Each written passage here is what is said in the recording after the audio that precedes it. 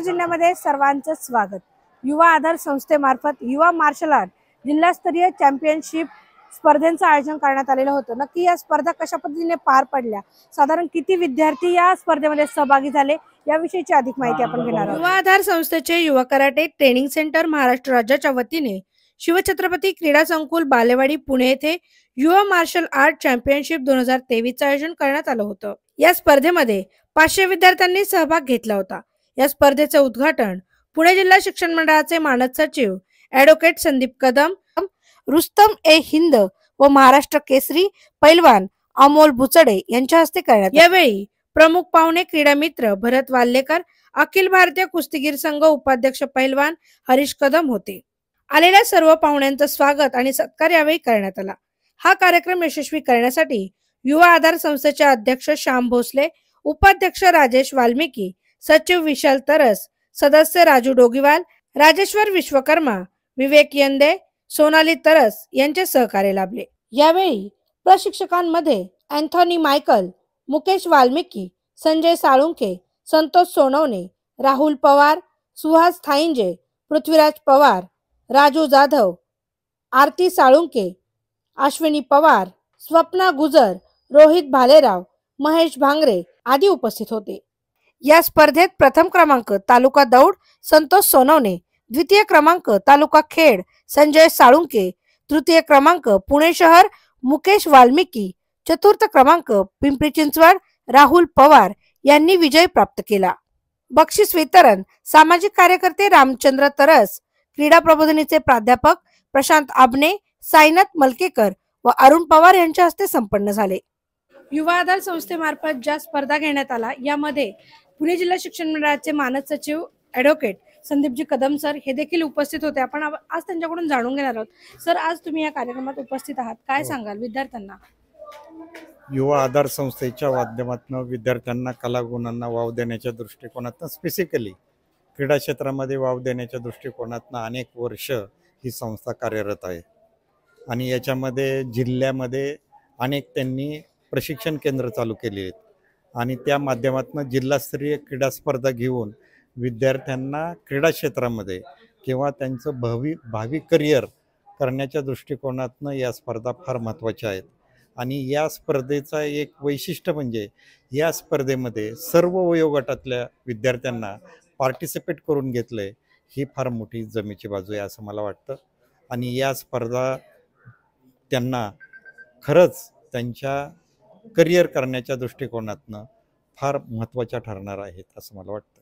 आताच्या युवा पिढीला तुम्ही याच्यातून काय संदेश देऊ इच्छिता? युवा पिढीला मी या स्पर्धेच्या माध्यमातून एकच सांगू शकतो की खेळ हा सर्वात महत्त्वाचा हा घटक आहे आणि खेळामुळे विद्यार्थ्यांमध्ये, युवकांमध्ये जिद्द, चिकाटी, प्रामाणिकपणा, सांघिक नेतृत्व हे निर्माण होऊ शकतं।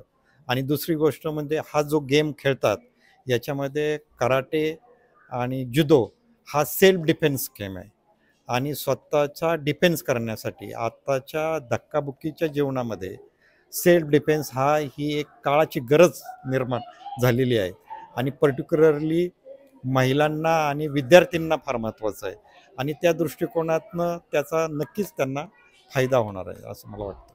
बुचडे सर हे देखील आता या स्पर्धेमध्ये सहभागी झाले होते। विद्यार्थ्यांना मार्गदर्शन करण्याकरता ते आलेले आहेत। काय सांगाल तुम्ही, इथे येऊन तुम्हाला काय वाटलं आणि तुम्ही विद्यार्थ्यांना नक्की काय संदेश देऊ इच्छिता? की खेळ हा खेळला पाहिजे आणि याचं संपूर्ण जबाबदारी ही पालकांची आहे।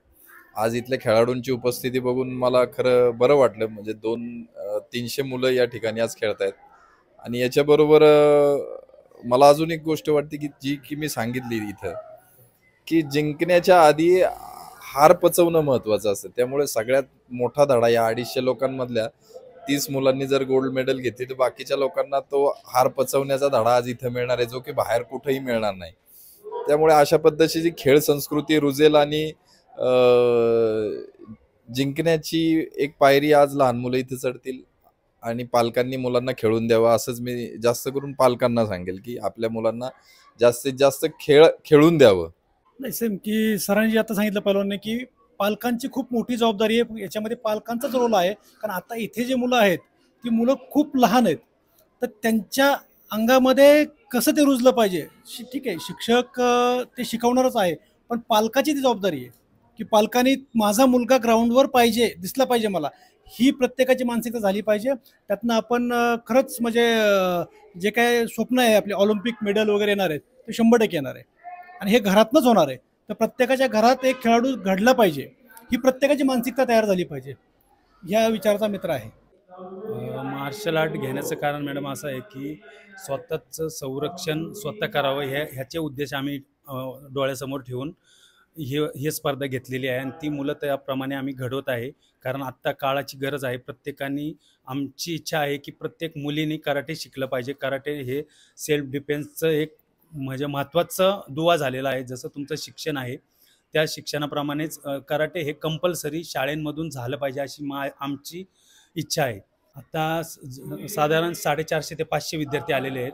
इथं दौंडमधनं आलेले आहेत, पिंपरी चिंचवड आहे, मुळशी तालुका आहे, देऊमधनं आहेत, देवरोडमधनं आहेत, किवळे भागातले आहेत, अशा विविध ठिकाणून स्पर्धक आलेले आहेत. युवा आधार संस्थेच्या माध्यमातून युवा ही संस्था स्थापन केल्यानंतर आम्ही सगळ्या भागात सर्वे करत असताना वीटभट्टी कामगार केशवड मानवर जी मुलं आहेत की त्यांना शिक्षणापासून वंचित असल्यामुळे आम्ही गेले 37 वर्ष त्या मुलांना वह्या पुस्तकं वाटप करून त्यांना शिक्षणाची आवड निर्माण केली. त्यामध्ये बाबाराव श्रीराज चिल्लार साहेब, नंतर नपून मंगळकर, प्राचार्य शिवाजीराव भोसले या कार्यक्रमामध्ये आहे. धार्मिक क्षेत्रामध्ये गणेश उत्सवामध्ये मंडळांनी जे देखावे सादर केले ते देखावे सादर करताना त्या देखाव्यातून ते काय देतात नागरिकांना, त्यासाठी पोलीस स्टेशन यांच्या माध्यमातून सर्वांत सुंदर गणेशोत्सव साजरा शांतता गौरव पुरस्कार नावाने साजरा केला. त्यामध्ये बारमुख साहेब पोलीस महासंचालक हे सुद्धा त्यामध्ये आले होते. तर कला क्षेत्रामध्ये की युवा कला महोत्सव सादर करून कलाकारांना सुद्धा प्रोत्साहन द्यावे म्हणून दरवर्षी कला महोत्सव साजरा करत गेलो. मोरे साहेबांच्या संकल्पनेतून सांस्कृतिक क्रीडा मंत्री असताना ग्रामीण भागामध्ये सांस्कृतिक महोत्सव साजरा केला. त्यामध्ये काही कलाकार चांगले घडले. मी नेहमी उदाहरण देतो की स्लम एरियामध्ये आमची एक मुलगी ती नटरंगमध्ये हिरोईन झाली. त्यानंतर युवा कराटे ट्रेनिंग सेंटर हे सुरू केलं.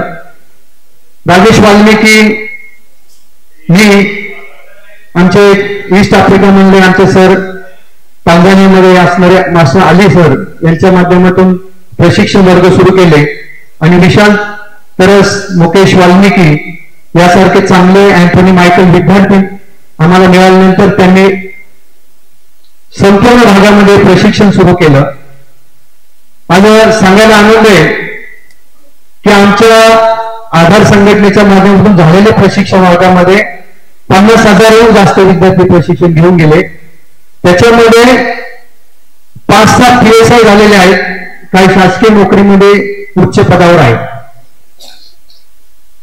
माझ्यासारखा एका कंपनीमध्ये चहा देण्याचं काम करत होता आणि क्रीडा क्षेत्रामध्ये प्राध्यापक रामकृष्ण मोरेंच्या माध्यमातून पुणे युवा शिक्षण मंडळ हे व्यासपीठ मिळालं आणि त्या ठिकाणी आज मला खूप आनंद होतोय की कदम साहेबांच्या सान्निध्यामध्ये क्रीडा क्षेत्राचं काम सांभाळत असताना साहेबांचं मी जवळून पाहिलंय की ग्रामीण भागातल्या खेळाडूंना प्राधान्य देण्यासाठी त्यांनी दत्तक योजना सुरू केली.